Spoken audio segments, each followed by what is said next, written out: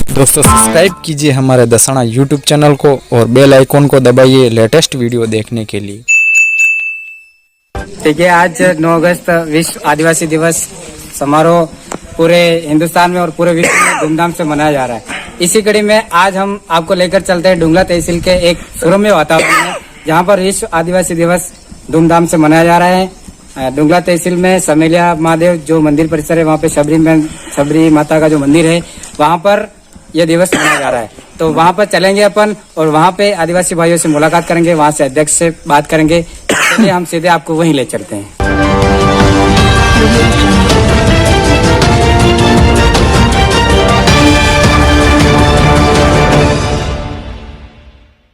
जय आदिवासी, आज के विश्व आदिवासी मनाए गए समारोह में आप सभी भाइयों को, देववासियों को शुभ शुभ हार्दिक बधाई। जय जोहार, जय आदिवासी। आज विश्व आदिवासी दिवस मनाया गया है। डुंगला तहसील में आज समेलिया महादेव के मंदिर के प्रांगण में आज आस पड़ोस के गांवों के जितने भी युवा वर्ग थे, सोशल डिस्टेंसिंग की पालना करते हुए आज इस प्रकार के सफल आयोजन हुआ है, जिसमें सरकार की जो पूरी गाइडलाइन है उसका पालन किया गया और सबने ये कसम ली है, ये जीवन में ध्येय लिया है कि हमें प्रकृति बचानी है, जल जंगल जमीन हमें बचानी है। और जो पूरे विश्व के सामने जो एक बहुत बड़ी एक समस्या है जलवायु परिवर्तन, क्लाइमेट चेंजिंग, इसके ऊपर भी विचार रखे गए सबसे और इनमें जीवन में उतारा गया है इन आदर्शों को। जय जोहार, जय आदिवासी, जय माँ प्रकृति। आज समेलिया महादेव डुंगला जिला चित्तौड़गढ़ में विश्व आदिवासी दिवस बड़े ही धूमधाम से मनाया गया। इस पर जलवायु परिवर्तन संबंधी चर्चा की गई और इसको रोकने के लिए चर्चा की गई और पर्यावरण संरक्षण के लिए जो भी कदम उठाए जाने चाहिए उन पर चर्चा की गई और साथ ही समाज में व्याप्त कुरीतियाँ, अंधविश्वास, बुराइयां और शिक्षा पर विशेष जोर दिया और इन कुरीतियों को मिटाने के लिए जोर दिया। धन्यवाद, जय जोहार। आप सभी को पता है कि ये आदिवासी दिवस 9 अगस्त को मनाया जा रहा है। जी सर, हमारा एक प्रश्न है आपसे कि आज की जो विडम्बनाएं हैं, आज जो आपका समाज जिस विकास की दर के अनुसार होना चाहिए, दुनिया के साथ कंधे से कंधे मिला के चलना चाहिए, वो आज के समय नहीं है। इसका क्या कारण है? इसमें थोड़ा कारण तो शिक्षा का भी रहा है। एकलव्य मॉडल स्कूल भी बन रहे हैं, तो आपकी कहाँ कमी दिखती है समाज की? ये समाज की कमी तो अक्सर गाँव से ही उठती है, पर गाँव में लोग बच्चों को पढ़ने नहीं भेज पाते हैं और यही कारण है कि बाद बच्चे नहीं स्कूल जा पाते हैं। नहीं जा पा रहे हैं, तो इसके लिए आपकी जिम्मेदारी क्या है? आप क्या करोगे? बच्चों को जागरूक करेंगे, भेजेंगे और पर अधिकतर इसमें माता पिता का रोल होता है कि बच्चों को पढ़ने भेजे, उनको प्रोत्साहित करेंगे और बच्चों को स्कूल जाए। और किस माध्यम से करेंगे आप? शिक्षा का महत्व बताएंगे और बताएंगे कि इन लोगों ने क्या क्या किया है और आप स्कूल जाओ, पढ़ो और आप भी ये सब हासिल करो। चलो ठीक है जी। अभी हाल ही के अंदर कोरोना महामारी, वैश्विक महामारी को देखते हुए राज्य सरकार ने जो समाज के अंदर, समस्त समाज के अंदर जो मृत्यु बोझ जो बुराई है उसको बंद करने के लिए आदेश जारी किए हैं और समस्त ग्राम पंचायत स्तर पर सरपंच, पटवारी सचिव आदि अधिकारियों को नियुक्त किया गया, इनकी जिम्मेदारी है। तो उसको देखते हुए आप समाज के अंदर मृत्यु बोझ के ऊपर कैसे इसको नियंत्रण करेंगे, कैसे कमजोर करेंगे और इस महामारी जो महान बीमारी है जो समाज के अंदर, इसको दूर करने के लिए आपके क्या सुझाव? इसमें सर कि जैसे कि मृत्यु बोझ अगर होता है तो कई सारे लोगों में भीड़ होती है, अगर उसमें से एक भी अगर कोई आता है पॉजिटिव तो वो सबको कर देगा। तो सरकार ने ये बंद किया, ये बहुत अच्छा एक समाज में मैसेज आएगा। इससे एक फायदा ये होगा कि सबसे पहली बात तो ये जो कुरीति है इस वैश्विक बीमारी की आड़ में ये खत्म हो जाएगी। सबसे बड़ी बात ये कि जो बीमारी जो सालों से चली आ रही है कि मृत्यु निवारण कानून जो है वो कब का बना, लेकिन धरातल पे अब उतरा है। तो इस बीमारी की आड़ में, इस बीमारी के साथ साथ ये कुरीति भी दूर हो जाएगी कि अब ये मृत्यु बोझ नहीं होगा। और प्लस ये होगा कि जो सरकार ने जो रोक लगा रखी है कि जनता कहीं इकट्ठी नहीं हो, सरकार के जो गाइडलाइन है उसका पूरा पालन करें, लोग एक साथ इतने सारे लोग इकट्ठे नहीं हो, तो अपने को एक सरकार के इस एक काम से, इस एक डिसीजन से दोनों काम साथ में हो जाएंगे। और जो सामाजिक बुराई है उसका भी अंत हो जाएगा, और जो वैश्विक बीमारी से जो पूरा विश्व इससे मुक्त होना चाह रहा है वो भी बाकायदा हो जाएगा। लेकिन जो समाज के बुद्धिजीवी जो पंच पटेल हैं, जो समाज के जिम्मेदार पर्सन हैं, वो नहीं चाहते हैं कि ये चीज बंद हो। वो आज भी मृत्यु भोज का पक्ष लेते हैं। तो आप उनको अपने पक्ष में कैसे करोगे? प्रश्न ये उनको सर पक्ष में इस तरीके से कर सकते हैं, पहले उनको समझा सकते हैं कि मृत्यु बोझ जो है, आज मेरे हो किसी के भी वो मृत्यु बोझ है। जिस घर में कमाने वाला एक ही पिता था वही चल बसा, अब उसके जो बच्चे हैं कोई 2 साल का, 5 साल का, 8 साल का, या कोई 10 साल का है, या एक कोई BA BEd कर रहा है, अब वो उस मृत्यु बोझ के 5 लाख रुपए उतारे या फिर अपना कैरियर संभाले। अपन उनके पंचों के सामने ये कंडीशन करें कि इसकी जगह अगर ये कंडीशन, ये सिचुएशन अगर आपके ऊपर आती है तो आप क्या करते हो, क्या गाइड करोगे कि अपने घर पे मृत्यु भोज करवाओगे या उस चीज को कम करें? ये कोई अच्छी चीज तो है नहीं।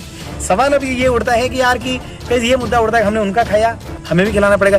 बेशक खिलाना पड़ेगा, तो जरूर थोड़ी है कि मृत्यु भोज से ही खिलाओ। आप कोई दूसरा फंक्शन करके खिला सकते हो, आप शादी में खिला सकते हो उनको, कोई पार्टी है, पार्टी आयोजित करके खिला सकते हो। भाई आपका खिलाना मुद्दा बन रहा है, लोग ये विरोध उठा कि हमने आपका नहीं खाया, तो जरूरी नहीं कि आप मृत्यु भोज में खिलाएं।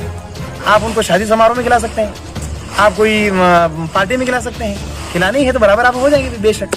नहीं, लोगों की ये मान्यता है समाज के अंदर कि उन्होंने बहुत कुछ इतना पाला पोसा, जन्म दिया, बड़ा किया है, तो प्रश्न वो उनकी तरफ से ये आता है कि इतना से फर्ज नहीं होता है कि उनकी मृत्यु के उपलक्ष्य में ऐसा किया जाए। ऐसी धारणा क्यों? इसे बिल्कुल ये कि मृत्यु बोझ ना, उसमें सर सिस्टम में, उस सिस्टम के 2 भाग है।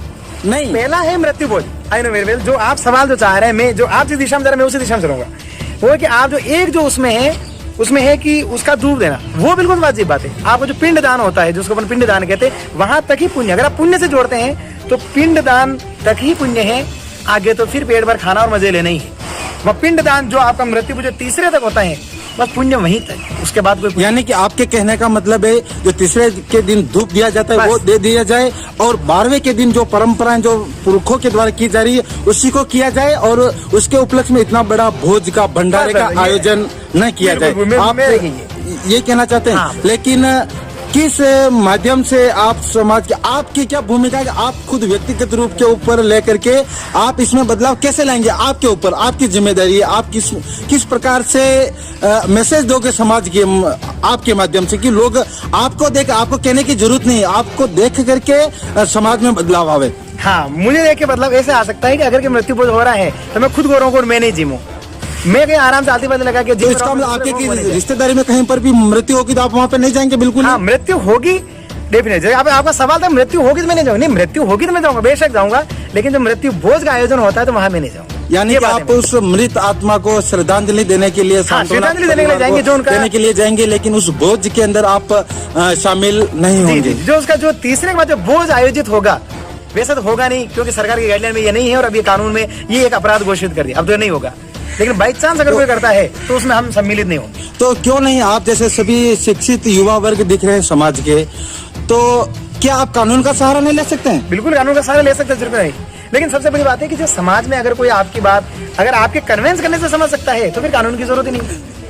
कन्विंस करने से अगर वो आपके सामने 2 परिस्थितियां हैं, आप कानून का सहारा लेंगे लेकिन समाज आपका सामाजिक बहिष्कार करेगा, तो वहां पर आपकी क्या भूमिका रहेगी? आपको दोनों से, कानून का भी सहारा लोगे, समाज आपका बहिष्कार करेगा निश्चित रूप से। बिल्कुल कानून का सहारा सर वहां लेना है जहां आपकी बात कोई मानेगा ही नहीं। लेकिन जब आप इस धरातल पर ये बात समझाएंगे तो बेशक लोग समझ जाएंगे, और ये बात लोगों को भी पता है कि सरकार ने इसको अपराध घोषित कर दिया है।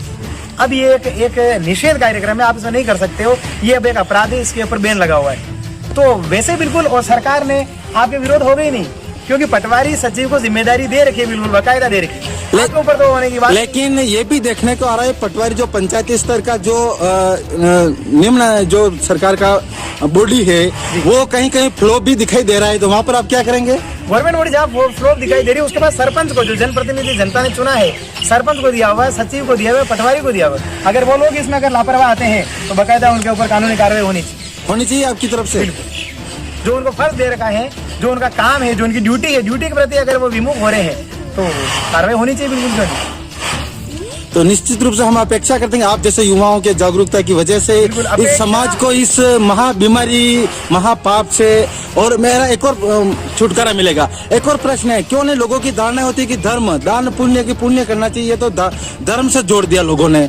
कि धर्म करेंगे तो कोई मरेगा तो ही करेंगे, क्यों ना वो पुण्य आत्मा के जीवित रहते हुए पिताजी जो भी हैं परिवार के, तो ऐसी धारणा क्यों बना दी गई कि नहीं मरे तो ही धर्म हो? क्या जीवित रहते हुए धर्म नहीं हो सकता है? धर्म की परिभाषा आपके अंदाज में क्या है, आपके शब्दों के अंदर? धर्म की परिभाषा ये सर कि अगर आज के या चाहे किसी भी परिप्रेक्ष्य में देखें पर धर्म की परिभाषा ये आपका जो फर्ज है वही आपका धर्म है। मेरा फर्ज, मेरी ड्यूटी मेरी क्या है, मेरे चाहे धर्म के प्रति लो, मेरी समाज के प्रति लो, मेरे परिवार के प्रति लो या आपके पेशे के प्रति लो, आपकी ड्यूटी क्या बनती है वही आपका धर्म है। देख